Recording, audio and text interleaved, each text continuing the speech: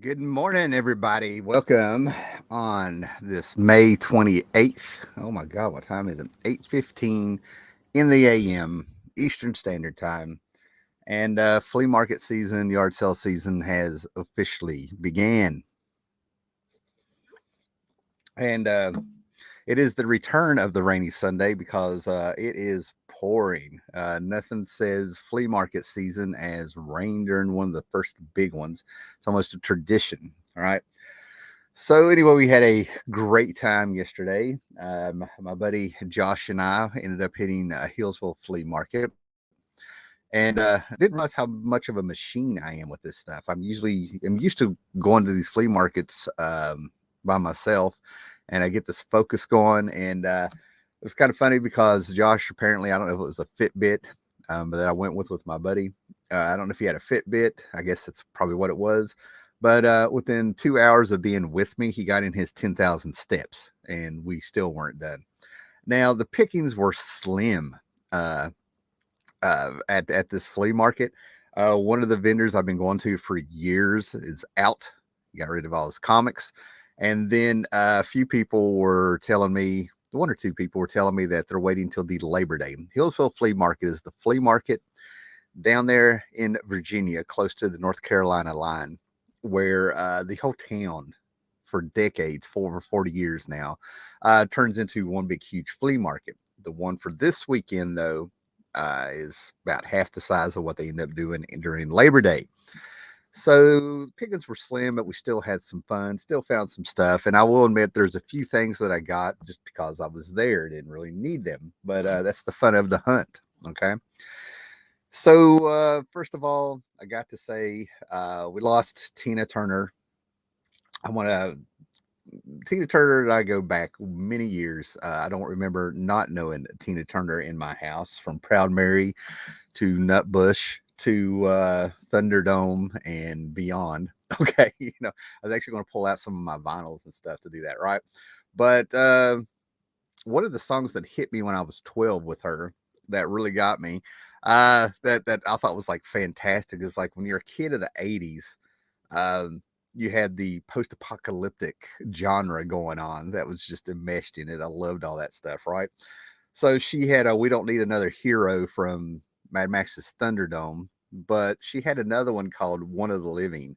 And at 12 years old, I thought this was just the stuff. This was gritty, and it was about survival, and it felt real. Things are heavy when you're a kid, more or less, right? So it goes, in the desert sun, hanging on the edge of destruction. You can't stop. Oh, wait, I screwed that up. Okay. In the desert sun, every step you take could be your final one. And the burning heat hanging on the edge of destruction. You can't stop the pain of your children crying out in your head. They always said the living would envy the dead. And I thought that was like pure poetry when I was like 12. So in 1985, I discovered Megadeth and this awesome post-apocalyptic song by Tina Turner. But my Tina Turner, the way I've discovered her was watching the Who's Tommy, and she was the Acid Queen, and then it was just Proud Mary after that, right? And of course, I came up in the era of when What's Love Got to Do with It, just like that was the one, and Better Be Good to Me. So we lost another great one, man. 83 years old, man. So yeah, I just wanted to get that out there. I'm going to be pulling out my vinyls and just sort of, I think I have like maybe one or two. But yeah, this is why I never jumped on the Beyonce kick. I had Tina Turner growing up, and then my grandmother had Tina Turner before I had Tina Turner. So yeah, kudos to her, man. Yes, it is. John Jones is right there with me, man. What's Love Got to Do with It? Still a banger. That whole album is the banger. That is the Tina Turner. Let's not kid ourselves, man. That was awesome. Yeah. So, yeah, shout out to Tina Turner. Now, you've shown up for comic books here, and I might talk about a little 90s nostalgia because I bought something that I really never pictured myself of buying them, and I remember them being out for sale during the 90s. But one of the things that I saw is the way prices are going, times have changing. $2 is now the dollar. $2 books are now the dollar books. And it seems like the magic of, like, I used to be able to get a lot of deals for like $5 and stuff, and it seems like $10 excuse me, $10 is the magic number now, right? I mean, things are changing, guys. So, the dollar boxes are still out there. I still found quite a bit. But over the last year and a half, I'm finding that's things are dwindling a little bit. And this is actually what made me start buying comic books, you know, in other ways besides new, because within the span of a year, when I was about 17, comic books went from 60 cents to 75 cents. Seemed to like stay there for quite a while. Then he went to $1.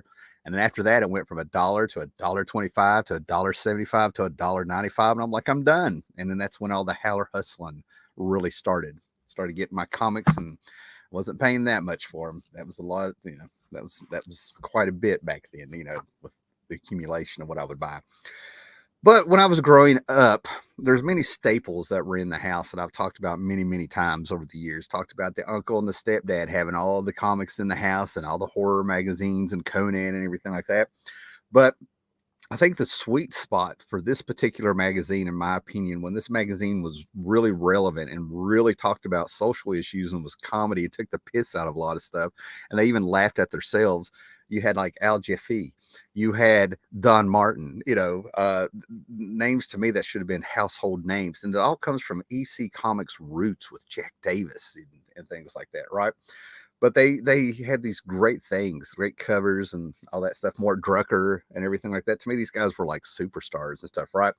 But this is an upgrade if I don't still have all that. I mean, these magazines were all over the house all the way through the 80s and stuff like that. But I think this is a 1977 Mad Super Special. And what is amazing about it is that they had quite a few of these. And I flipped through this and I can't get over like how great of shape it's in, number one. But these super specials used to come with inserts where you got reprints of the original Mad magazine under the EC Comics line, and these were color. And you know, ho ho, a stereo repeat itself again. The nostalgic Mad #6 and stuff, right? Usually with these super specials, these would be taken out and stuff, right? But these were great reprints from the 50s, man. And I just couldn't believe I found one for as much as I got. I still remember these when I read it. Kane King, Private Eye. But yeah, full of Jack Davis art and Wally Wood and all those great guys and stuff, right? Flesh Garden, taking the piss out of Flash Gordon. Great stuff, man, right? Very relevant. Very glad to find that. That was just fantastic. Now, I'm very happy to find this, right? We're going way back, all right? We're going way back, but this is from 1957. 1957, right? And I could not believe that it was just kind of sitting there with this stuff. Sometimes you go to these flea markets and you'll see these booths and these tables, and they have some things that out of context come off pretty weird. But for me, it's pretty sad, I think, right? But they'll have like all these knickknacks and house stuff, and then you'll run across photo albums, and you're like in love letters and old handwritten letters and stuff, and you just knew somebody passed away, and this was probably all bought up in an estate sale, or they probably got all of this stuff. They probably bid on a I don't know, an empty storage building or something like that. So with all the stuff that was there, I could tell that these people, whoever they really lived from the 50s to the 70s, right? But I found a 1957 first print Pogo Sunday Brunch, some Walt Kelly goodness. If you like cartoon books, if you like Carl Barks, if you like Bone, a lot of things, even Alan Moore was threw a little wink and a nod to this with his Swamp Thing run and stuff like that, right? But yeah, this is the stuff, man. This is some great Walt Kelly stuff with Pogo. All those little creatures out in the swamp having their little adventures. But yeah, to me, this was the book that had the biggest influence on Jeff Smith's Bone, who will be at Heroes Con and another local con called RobCon later this year. I've already met him before and I think I had probably like 20 books signed by him, and actually had a good talk, and he picked on me a little bit about my accent. So there you go. But yeah, man, I just love this stuff. Millions of little pogos. And I cannot believe even the cheap paper in cardboard stock cover or whatever this is just feels right, exactly how it is. And I can't get over how great this is. This, to me, those EC, those artists, those old school artists from the 50s and the 40s and stuff. These are the guys for me that when I think comic book art, as great as you can talk about all the Image guys and all the great artists out there that have done great things and been so artistic and been influenced by guys like Eisner, your Millers, your Burns, your Jim Lees, and all that stuff like that. It's always these old school guys, the Russ Heath, the Wally Woods, the Eisners, like I've said, Jack Kirby, and the Walt Kellys and the Carl Barks. Those are the guys that is comic book art to me. Al Williamson. Oh man, Russ Manning, all those guys, man. What is this? Comic fan, good morning. Love it. Originally acquired a signed Kelly book. That's amazing. That is fantastic. I would love to see that. Now, I'm not double dipping, but it's kind of cracking me up that I'm finding these books. And it really surprised me that this book is it's a variant, of course. When this book came out, there was a lot of variant covers. And apparently, this is one of the mid-grade ones. I looked it up. I can't remember if it's 10 or 20 bucks or something that this is supposedly worth, right? But if you don't know who this is, that's fine. If you have a Roku or Fire Stick or something, play around on Tubi and a few other places, but you're going to find some of the old anime, possibly mangas and stuff out there. But I got a Blaze Comics. I found another Captain Harlock #1. And I'm just loving Captain Harlock. I kind of remember him a touch from the 80s in the passing around the bootleg VHS tapes and stuff, and a few things like that. I remember seeing an Image in the 90s here and there. So he always struck me because I'm a Battle of the Planets guy. I'm an Akira guy, Lone Wolf and Cub guy, and all this stuff. So I'm not a huge fanboy of a lot of the anime and manga stuff. But when something grabs me, like I just won't watch anything. That's what I'm trying to get at. I love the genres. Okay, I love what they do with it, but it's got to grab me, right? Nausicaa. I love Nausicaa. Oh man, I cannot be going blank now. Nausicaa, Battle of the Planets, Force 5, Manger Z, Vampire Hunter D, big and huge in this house for a while, right? And stuff. Okay, so in the 80s, late 80s, before we go into the 90s here, because I see how the stack's going here, right? But there was a TV show I really dug. And even as I watched it, felt like a lot of it was dragged out. It felt like a lot of the money was for the scenery and a lot of the money was for the special effects. And how can I be going blank now? It's a live show and I'm going blank. His name is right on the tip of my tongue, right? But he played Hellboy, the original Hellboy. Oh my God. I can sit here and name off all kinds. He was in the anyway. But the big draw to this show at the time in the late 80s was that it was on CBS, back when CBS was, everybody would not watch CBS because like it was supposed to be for the senior citizens, if you will. But I love this show, and the big draw is that they had the girl from the Terminator on there, right? And I watched the first season. I would sporadically watch the second season, and then she left the show and they wrote it into where she died, and it just went downhill. Now, thanks to the Roku, I recently went back and watched some of the episodes, and some of the sets and stuff are actually stunning. Some of the plots, you just feel like there was so much more they could have pulled from. But Innovation Comics of the early 90s, this company cracks me up because a lot of their stories and stuff were so bland, yet they put out tons of books of Anne Rice adaptations and licensing of Dark Shadows and things. And I found out they had 4 issues of Beauty and the Beast. I cannot believe I'm going blank on this dude's name. He was one of those famous character actors for the special effects and stuff. Like, he could emote and do great stuff in there, right? So a little 80s Beauty and the Beast there.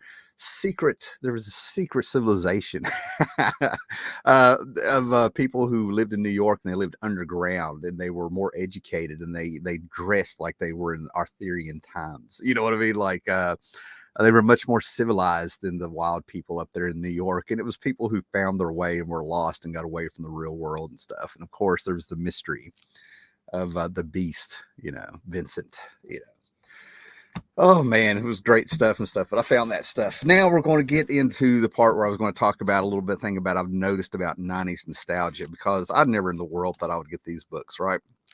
One of the cool things that I've noticed is people still and this is in my circle. This is an observation about my world around me, my little circle around here.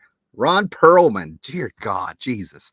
Yes, Ron Perlman. That was a fun series. Thank you, Gwendol. That was going to kill me. Nothing like getting on here live on a Sunday and not with it raining outside, not finishing your coffee and just drawing a blank on something that you could spill out any other time. But Ron Perlman, yeah. Quest for Fire is where I found Ron Perlman when I was a kid. I still have a beat up DVD I have of that movie. I love cavemen and all that stuff. But the 90s nostalgia that I've always kind of noticed, and this is in my circles, people I know, things I do see online and things like that. But 80s nostalgia is the big one right now, right? I remember when I was a kid, people were nostalgic for the 60s and they tried to bring the 70s in there a little bit during the 90s. They didn't really go anywhere. And then people have always been fond of the 60s mostly for, the music and stuff, right? And whatever reasons they had, that's where they grew up. That's their time, right? But the 80s, I have two childhoods, turned 7 in 1980, turned 18 in 1990. So I lived at the tail end of that. I can still remember the 70s very well. I can remember the world after and before Star Wars. And then you kind of grew up in the 80s and it was a fun time, man. All my greatest memories are everything that happened outside of my house. So it was a good time. And we actually had a feeling like we were living in a magical time, but like we just, we were having a good time. And then the 90s hit and kind of got its own thing, its own identity, its own culture starting. Everything was, kind of grungy and everything like that, but it never really peaked. It seems like it kind of fizzled out around 95. And I've been seeing people try to be real nostalgic about the 90s. Hey, we're 90s kids and stuff like that. And I'm really surprised that it hasn't taken off. This is when those people grew up. There's a whole generation there that this is when they grew up. This should be the great time that they've seen. And I haven't really seen it take off yet. I'm still hearing stations. I find more stations and iHeartRadio and the regular radio and all this stuff like that are playing 80s music and stuff, man. And I was right there in the midst of the 90s going on, playing in bands and stuff and exploring and everything. But to me, when I think back to the 90s, the biggest things that really hit me that I think about is like pretty much the Saturday mornings on Fox. Then you had like Comedy Central and a few things. The pop culture part of it is really weird, man. Like it was Comedy Central and it was High and the Comedy Channel, and they formed Comedy Central. You had the Sci-Fi Network starting. And then all of a sudden I finally got to discover and watch, I think it was late 92, 93. I finally got to start watching Mystery Science Theater. Then X-Files came in. And then you had things like, I was watching things that used to be news, right? And then you had the tabloid stuff. And then thanks to O.J. Simpson and these awful talk shows, everybody had a talk show. But you started watching the news flip to where people were starting to take tabloid news and start reporting it like it's real news. And I don't think we ever recovered from that. I saw things go from Dan Cronkite to Tom Brokaw to Sally Jesse Raphael, I'm like things like that, right? And then there was like everybody complaining about the comics, how everybody was making a company and everybody was trying to be the next Image. And Chris Claremont left the X-Men after 17 years. And there was something about him being pushed out and all these things that were going on. You had the mainstream comics fluctuating with what they were doing. And you had all these comic book companies. And I've always said that at the peak of all this, if a comic book shop actually ordered every comic book that was being published, it would be around 800 comics a month, and the bubble burst and stuff like that, right? And I've always said, then people complain about 90s and 90s books, and I'm like, hey, man, there was some good stuff, a lot of great Vertigo stuff. I do put Age of Apocalypse by Marvel up there if I had to pick something to say that they sort of got right. And then you had like Madman, you had Hellboy, you know what I mean? The Tick rose to fame, even though he started in the 80s and stuff like that. Batman Adventures out there, some great Batman stuff. Jim Lowe, Tim Sale getting rolling and stuff, right? A lot of great stuff has risen. The cream has risen to the top with the 90s when it comes to comics and stuff. It's a lot of great stuff out there. There's a whole generation where it used to be edgy and you were in the know if you were into the greatest era of Dave Sims Cerebus and stuff, but it kind of popped when, again, for a whole new generation, when Cerebus popped up in Spawn number 10, and more people in that one comic book in that 1 month saw Cerebus more than everybody that was in the 80s. So I mean, it was a great time. But it just blows my mind how online and a few people, they've tried to get this 90s nostalgia fad rolling, and it just never seems to take. That just blows my mind. I always kind of wonder about that. And again, that's in the circles in the world I've seen. What do we got here?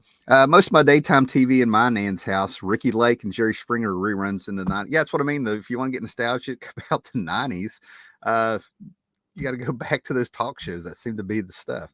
So what brought all this on? What got me thinking about it and stuff, right? Well, I had a friend, or maybe one or two friends, that were just crazy about two of these Sam Raimi syndicated series that were on. And me being the comic book guy and me playing the role playing games of White Wolf and D&D and things like that. My D&D stuff fizzled out around the 90s. I've talked about that before, but White Wolf was a resurgence and got back into gaming and stuff like that before it was called gaming and stuff with Resident Evil on PlayStation and stuff, right? But I had a buddy who like worshiped this show, and I met some other people that worshiped this show. I'm an X-Files guy. And Sam Raimi is making Xena Warrior Princess. He had Hercules, the Legendary Journeys, or whatever it was called. Then you had Xena, Warrior Princess and stuff, right? And I had people that loved that. I personally would watch the show if I go to my buddy's apartment or something and he had it on and stuff. If I watched 3 complete episodes, I'd be surprised.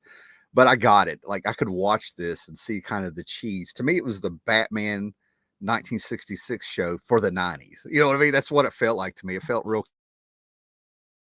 campy and on the fun. And that's what it was. It was fun and everything like that. And I just remember thinking this was not good for Hercules because they had Xena not only sleep with Hercules, but she got her own show. And I was sitting here like, that's a weird message. I was like, okay, I see what they did there. And then I remember a lot of people really talking about the sexual tension between Xena and her sidekick, the blonde-haired chick. And I know there's people out there screaming at me like, do not desecrate Xena. And her name was Gabrielle, you son of a bitch, and stuff like that. There's a fandom out there, right? But all of a sudden, as the books of the last 10 years or longer have declined, I've been going back, and many times I have picked up some indie books for alternative books, the 80s, indie books in the 90s, and these little companies and that I didn't get back then, or I kind of remember, and I remember them being on the shelves and paying attention and stuff. And I'm going back and they read really well. Like, they're so much better. Time has been kind to them. And there's always somebody that's going to comment and be like, well, it's because you've been reading modern comics. Of course, they're better. And I'm like, well, they are. A lot of them, I keep saying it, man, modern times. I'll be nice. I'll say like 90% of the modern time comic books make the new universe read like Shakespeare. But anyway, I got a whole bunch of these, and I really like the fact that a lot of these are photo covers. It was a series of miniseries. They had a lot of great talent on here. Roy Thomas, they got Adam Hughes pinups in here. They make sure to announce a lot of things. Man, just some great stuff. Terry Mary Bearbum, who worked on the Legion, and a lot of people in the industry know who they are. Those are your Legion experts. But I really get a kick out of the photorealistic comics. They make me nostalgic for Whitman, Key, Dale comics and stuff when they were doing TV shows from the 60s and 70s. But for some reason, I'm going to get this. Now, this is what caught my eye. This was the first one I bought. I looked at that cover and I was like, oh, I see what somebody's trying to do. And what I thought they were trying to do, it turns out that's not what they were trying to do. It turns out they are the one. This is a Dave Stevens cover, the Rocketeer fame, Betty Page fame. So that's what caught my attention when I recognized that art and thought somebody was trying to be Dave Stevens. It turns out it's actually Dave Stevens. Now, you can go back in the 80s and stuff and find various comics, series that are pretty inexpensive to buy. Airboy is a big one that pops in my head. And then you'll find like issue number 8 or something like that, day ever and stuff, right? So I felt like I was like under the radar of this one a little bit, right? And like I said, one of these has a fantastic Adam Hughes pinup in it, right? So like I said, a series of miniseries, 1 and 2 issue miniseries, 3 issue miniseries, a combination of such. Got a mixed bag here, but like I said, for some reason, these just really caught my eye. And I'm finding out that Topps Comics, even though I had a lot of the Kirby stuff that came out and the X Files stuff, Jim Salyerkrupp, of the editor of one of the greatest eras of Spider-Man ever, was sort of the editor in chief for these guys. Had a lot of great talent.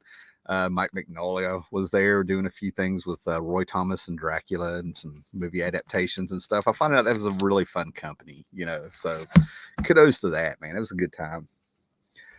And now we get down here to some of the Marvel stuff, right? Like I said, slim pickings at the flea market, but I still found some fun stuff here, right?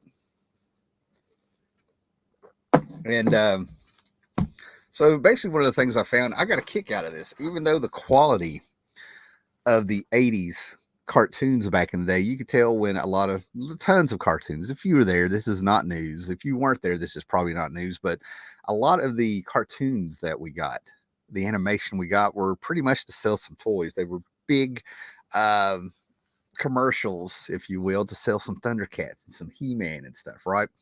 And then this cracked me up because there was a cartoon series that came out, and there's a lot of the animation was farmed out on, probably almost all of it, I would imagine, was farmed out to other countries compared to here in America. What is going on with my hat? So when I saw this, I was like, this could have been a great concept, but I thought I couldn't handle the animation. There's no angles. Everything was soft and round and things like that. And then everybody had a kid or a sidekick or something going on with them. But it was great. I love these old characters like many, many people do. And I love that they've been able to survive over the decades and stuff, right? I'm pretty sure there's a toy line with this, but it turned out. But there was 4-issue miniseries of Defenders of the Earth. It was Flash Gordon, Mandrake the Magician, the Phantom. There was a fourth one. Who am I missing? Mandrake and his sidekick, his assistant. Yeah. And like I said, they all had, like, to make it for a new generation, they all had some young lads and lasses with them and stuff, right? But this was just fun to see these guys come into the 80s and have a cartoon series where they finally mixed and matched some of these and stuff, right? Now, if you go all the way back to the 80s with eclectic stuff, such as Defenders of the Earth through Star Comics, I think I just need 2 and 4 again or something. I don't know. I have 2 of those. But like I said, I appreciated the fact that those characters were gone, right? But for anybody that was there in the 80s, they had a lot of great shows that didn't last long. They had Misfits of Science, which is pretty much the X-Men. What is going on? And then they had a short-lived show that I really dug called Manimal. But you just live, you don't know what the plot was, but you lived for that reused footage in every episode where you could watch him turn into a giant panther or a hawk. And it was very an American Werewolf in London like special effects. And then the computer age, because everybody was getting their Texas Instrument Coco computer in the house and stuff. They had Automan with his little sidekick cursor floating around in the real world and things like that. Before that, you had the Phoenix, which was a great show. I think they actually had a Starman TV show. You go back a little bit to that late 70s, had like Man from Atlantis. In my head, by the time I was like 15 or 16 in the late 80s, I wanted somebody to make a TV movie where they brought back all those characters and made them a team. Yeah, I was like, Misfits of Science really made me start remembering those. I was like, this isn't going to last, and I hated that, and then it made me, it was all in the zeitgeist of my head. Mastodon Comics is here. Good morning, guys. Oh, here we go. John is right on this, talking about Manimal at work the other day in Blue Thunder. Yeah, Blue Thunder. Oh my God, Scott, what was the other one? Yeah, having the killer Apache helicopters on steroids, Blue Thunder, and that came from a Clint Eastwood movie that I can see in my head. Oh my God. You know what? I'm gonna have to start drinking a full cup of coffee if I'm gonna get up this early and do these on Sunday morning, especially when it's raining. Oh, great stuff. Yeah, both shows were crap. Yeah, that's the whole deal. We know they were crap, but they did it, So yeah. So some of the Marvel books I found at the flea market, we've just gone places I just didn't think I was going to go this morning. I love the stream of consciousness and stuff, So anyway, some of the books. Now this was cracking me up, man. I know exactly where this crap started, and it makes me laugh. But at the same time, to a certain extent, it did have some positive effects because you can get very nostalgic. A little bit of trivia. I'm finding some great interviews and great art and stuff and all this stuff, right? But back when they were like, this Marvel Previews is the real first appearance of Mark Morales, Spider-Man, and that still ended up being wrong. Number one, it's a preview issue. It's a trailer. It's not an actual comic. It's, he's sampling the art and stuff. I can go on and on. That blew up. It's been a dead issue, and it died because another channel blew up the fact that there was still another preview issue inside that showed before, right? It all died. So all of a sudden, some Marvel Age books started going up. So a lot of these preview books started going up because they had some of the first art and first appearances of a lot of these guys. There's a Marvel Age I have over here I found at a flea market that's kind of big because they're saying that's the first appearance of the black Venom costume Spider-Man in the 80s, and on and on and on, right? But anyway, it made me kind of go back and look at a few things and stuff and start being a little bit more forgiving and buying these things. I've seen these things like in quarter bins, not just dollar bins, quarter bins and stuff, trying to get rid of them, man. But it was like Marvel Age. And now you go back and I can appreciate these for what they were. We have some very nostalgic covers. I mean, here's the Kubert family on the cover of one. You go inside, it tells you the release dates of comics, little plot synopses, Fred Hembeck 2-page strips going on in this, some entertaining stuff, just a few little articles. So if you're a comic historian in real life, an actual historian, or you just enjoy going back and being curious of what was going on at the time, these are really fun to get. And this is, I go back and forth. This is number 55, I'm sorry, and number 131. But this right here, I go back and forth. There is this Iron Man costume, the Scarlet Centurion. And then there's a version from the 60s of Iron Man's armor where he went from the gray to the gold to the red and gold. And I think the second or third one of the red and gold ones, he went from the rivets to where they gave him 2 spikes. I don't know what, 2 horns or something on his helmet, right? And if he had a silhouette, it would look like Batman's coming to you. That may be my favorite one, either that one or this one. And they brought back that form of mask a little bit with Kurt Busiek, George Perez. Was it George Perez? I think he did the cover design when they relaunched Iron Man in the late 90s after Heroes Reborn and Heroes Return. But anyway, it's kind of fun. These books are fun. I do recommend grabbing you a Marvel Age and just having some fun with it and take it for what it is. Set it there on a shelf or a box and stick them in there with your some of your wizards or comic scenes or comic buyers guys or whatever you have and stuff, right? But a lot of fun with these, a lot of fun. I really have enjoyed them. And I've read them for years. You know what I mean? Like I just read them for years. Voyagers. Oh, I love Voyagers. I used to watch reruns of Misfits of Science and Voyagers on WGN. Great shows. Yeah, Voyagers, for you guys that don't know, there's a secret organization that go through time, and they have their little pocket watches that allow them to travel through time, and they fix things to make sure time flows and history stays the way it is. Now, there's no doubt in my mind that Voyagers came out because of Time Bandits. I don't know. But Time Bandits by Terry Gilliam came out. Then there's this Voyagers show. And I love the show because what happens is one of the agents, it's just so funny how they travel through time. They would hit the watch, they would pop out, and then they would fall where they were going to land. They never knew where they were going to end up. And one guy was really dumb in history, and they run into Punky Brewster's big brother. That's actually who he is in real life. And he's a savant with history and stuff. And the actual agent of the time of the Voyagers there, Voyager agent, is an idiot and stuff, right? I love the show. I actually got to go back and watch a few episodes. I was like, whoa! I remember the Billy the Kid episode like yesterday. I remember them meeting. Oh my God, who was that? Anyway, I'm not going to do that. I got to stick to it. We just got a few more comics to do. All right, John C. Good morning. Good to see you here. All right, I think I'm starting to wake up, guys. It's great to be able to wake up with you. All right.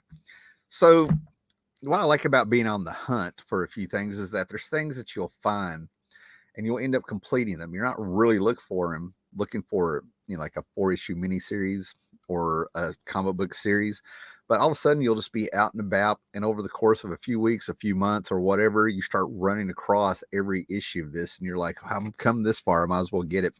So now I just need one more issue of this, right? Now, these guys, I don't think have ever been considered a super team, one of those superstar teams, but, looking back with 2020 vision, it could have been. They could have been, but they're probably not and never will be recognized as such. But it really amazes me when you look at the big picture and I see this. Jim Starlin and Bernie Wrightson did The Cult, a 4-issue miniseries together at DC. And that book did take off, and there's people that still talk about the book and like that book. I have no problem selling the book anytime I kind of get tired of it. And at the same time, I have no problems. It's very easy to accumulate all 4 of those issues.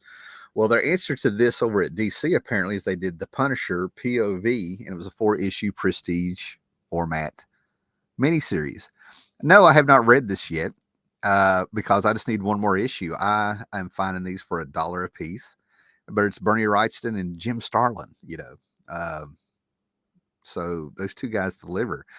Even if the story isn't that well done, you have Bernie Wrightson art to look at, that pleasing to the eye. Now, I grabbed this because it was a variant cover, and I also grabbed this because I was there. The pickings were slim. I already have this, and I sporadically get a lot of things. But I'm hitting this thing where, as a kid, I dodged the X-Men. I was contrary. If something felt like a fad or if it was popular, I didn't want anything to do with it. I was looking for other things, and I'm still like that to a certain extent. So I dodged the Teen Titans except for the Doom Patrol. I was a Doom Patrol guy instead of a Teen Titans guy. Does that make sense? Instead of an X-Men guy, I was a Batman and the Outsiders guy there for a while. Things like that. I'm a kid. But I came around to the X-Men around the Asgardian Wars stuff. Art Adams is the one that pulled me in, and I found out I liked the X-Men. You know what I mean? I had 1 or 2 issues in 1983, and then in 85, I finally gave in and stuff. You couldn't get away from them. I was also sick of hearing people talk about the X-Men, as small circles, as small as things were with the X-Men and stuff, with my comic book world back then, But I soon became an X-Men fan. I appreciate what Chris Claremont did. 1 or 2 issues of the X-Men are part of my all-time favorite comics ever written, written wise and stuff. But we got to John Cassidy. Josh Whedon era of the Astonishing X-Men. We just got a variant cover, number 23, and I'll grab variant covers whenever I see them if they're striking like this. I like that Millennium Gray, the red on Millennium Gray. I think it's very eye-catching. And that Millennium Gray, if you go back and watch some older movies and old videos, rock videos and stuff, Millennium Gray was put on everything there for a little bit. Now, this series cracks me up, and I say it every time. People were telling me, Haller, you need to read this series. This is great. Forget about the bitching you're doing about the modern comics and stuff. This is a great comic. And then I got a handful of them. And a lot of this book was hot. The issues were, I saw issues of this trying to be sold for $30 and $40 at little comic book conventions. And everybody was praising and hailing this series and stuff. And I got it. And I read the few issues that I read. And I'm like, this is blowing people's minds because this is the standard of comics in the late 80s where every comic was this good. And then I hit an issue where the Hulk had been chopped up in pieces. Each piece was put in a jar, and he's on a space station, and he's still alive. And all of a sudden, I'm like, this is good. I conceded. I bent the knee, and I was like, you guys are right. I'm sorry I ever doubted you. It was a great, fun series. The horror aspects that were popped in there mixed with the sci-fi stuff. I'm like, this is fantastic. I got it. At least 1 or 2 issues blew me away, made me a believer. And the whole series, unfortunately, did not do that for me, but credit where credit is due. But the reason I crack up is I have probably gotten 30. I don't know. I need to go look before I sit here and do this, but I think I'm up to 30 to 35 issues of the 50-issue series of the Immortal Hulk.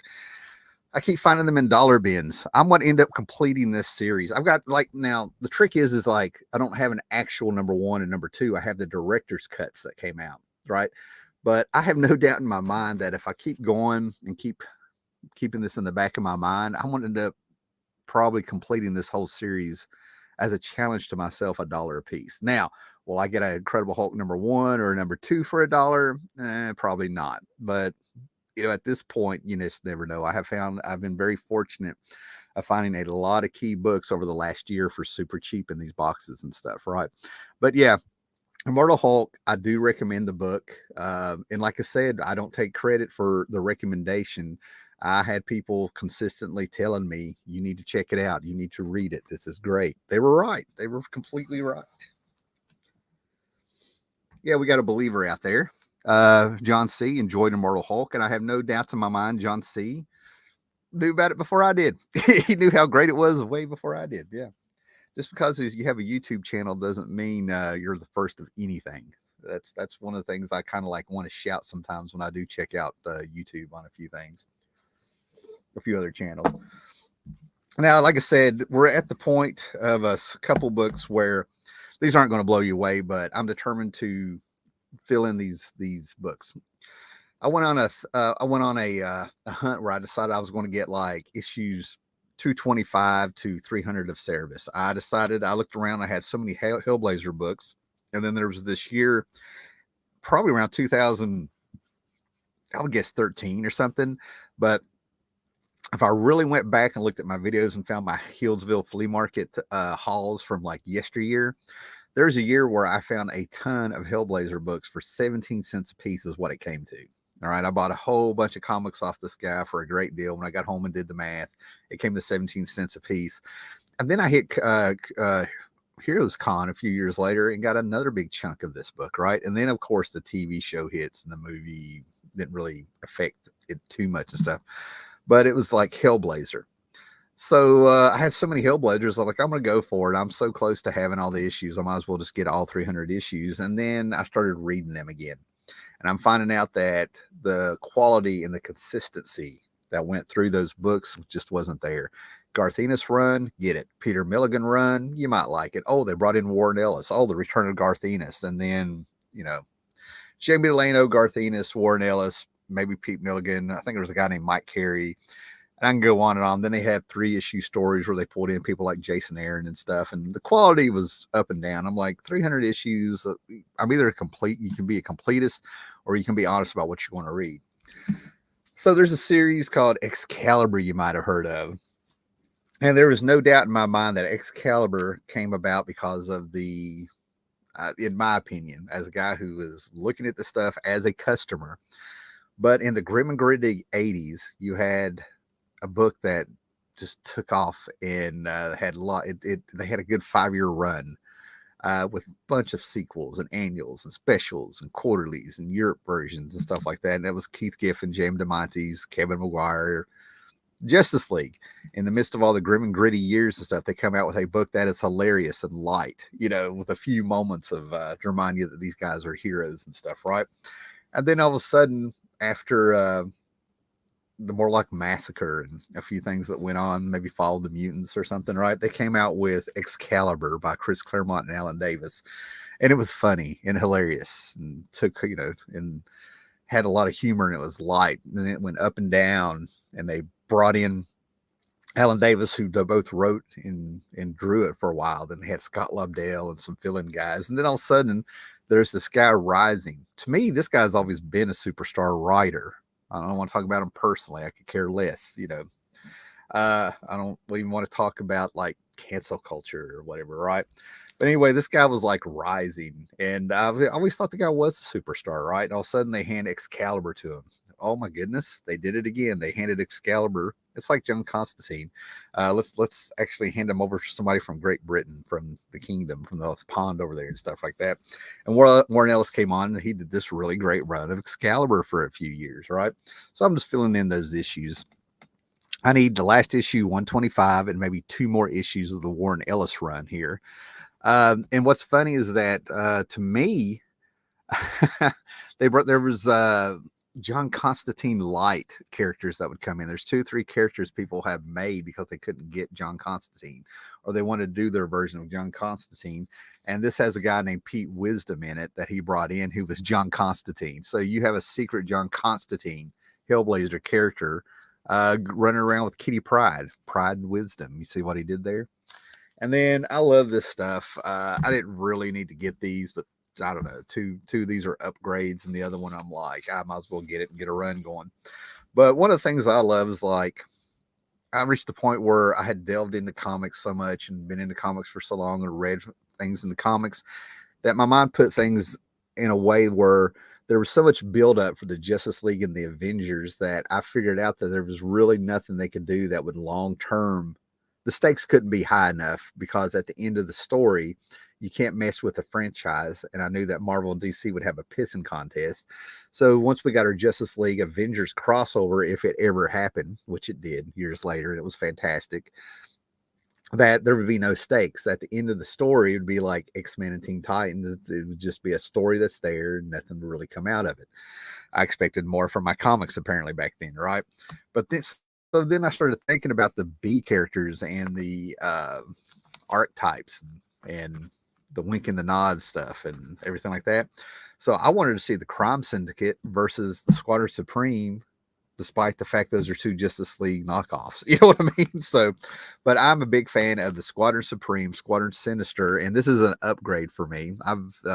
We got a Marvel 2-in-1 with Thing versus Hyperion, and I enjoyed this book. I mean, this is pretty much the Thing. And I also have a Thor story where he actually goes to Hyperion's world there, and it's very Clark Kent like and stuff, right?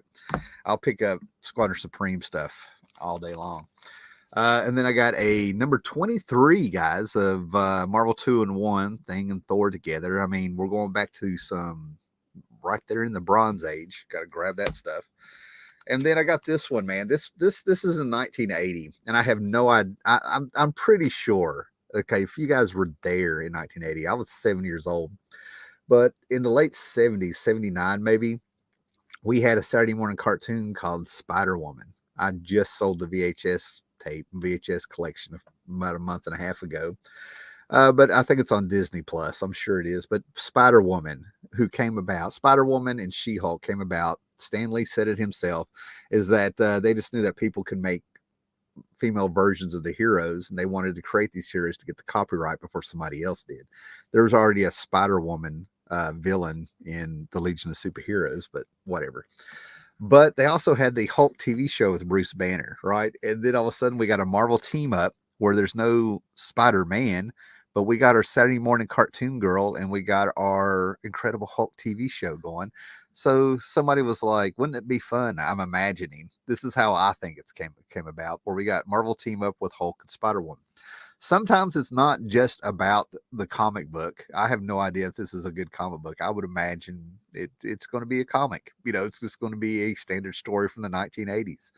But at the same time, I knew what was going on around the time. I like the fact that you can, anytime you read anything, or probably even a movie or anything like that, there's three ways you can absorb it, if not all of them. And some things are just stories. There's nothing really to them. And then sometimes you know what's going on. But those three things are what's going on in history at the time that would influence this author. Is he trying to say something about the times? The second way is what's going on with the author. You know, that's why I make a joke about a lot of the Bronze Age stories and stuff showing where the hippies that missed out of the love and the culture. It went from marijuana to cocaine. That's why you get some weird stuff. And then you have just this work itself where it just stands on its own. So I think there's two ways to read this one. You know, what was going on at the time in pop culture, Spider-Man, Spider-Woman cartoon, and the Hulk TV show. And then it's just a comic, nothing big there, right? So guys, like I said, that was slim pickings. I got a few things on eBay coming. I got a stack of Grant Morrison Green Lanterns I haven't shown here because I've been reading them upstairs and I don't feel like dragging them back down here. We have Pulaski Flea Market coming up, and I'm going to go ahead and tell you, man, I am every day. You can ask me today, and I'm not going to go to Heroes Con in June. Then I could talk to you tomorrow, and I'm like, yes, I am going to Heroes Con in June. I don't know if I'm going to go. I'm not knowing if I want to go to that, but I should be having a G-Mart comic book haul, Pulaski comic book haul, and if things have calmed down at work and around here, I should be able to maybe shoot some actual videos like my top 5 Justice League stories or my top 5 Titan stories. If you're watching this on the rewind and you've made it this far, kudos to you. And maybe I'll do a separate actual just video if anybody is interested. If you have suggestions of books or teams or something you want me to talk about or do a top 5 things, if you go back a couple years ago, I have like my favorite Legion of Superheroes stories. That video actually did very well, so people seem interested. So yeah, I'm kind of up for suggestions. I still have a few ideas I want to put out there, but yeah, I mean, basically what it is I have 15,000 comic books cataloged. I would say in my lifetime I've probably had twice that. And I still have like 3,000 comics I haven't cataloged and stuff. And I'm like, Howler, you got a lot of mining to do of your collection that you could probably do some cool videos or interesting videos or whatever. I know I'm not a character. I have had characters over the years, if you go way back on me. But yeah, if there's anything anybody's interested in, I can just kind of maybe pull out some stuff and I don't know, do my stream of consciousness thing and see what history I recall or what surfaces. What we got here? One last comment, and I was collecting Excalibur, but decided it didn't fit anymore. And act of kindness, most of what I used to have to someone. Yeah, put it forward, man. Absolutely. And Paolo, our foreign correspondent there for many, many channels, and I'm a fan. You're up early. I just finished lunch. Yes, yes. I have been up since 5:30 this morning. I don't know why. I slept 5 hours, got my coffee, went to a flea market, and I'm like, let's do this. So anyway, we're going to end it there. And like I said, if you made it this far, throw in the comments if there's some team book or other book or character or whatever, anything, maybe a top 5. If you got any suggestions or anything you're wanting to see, and I'll get around to doing it. Like I said, I look around here and like I said, 15,000 comics, 3,000 more to catalog at some point. So later, guys, be excellent to each other.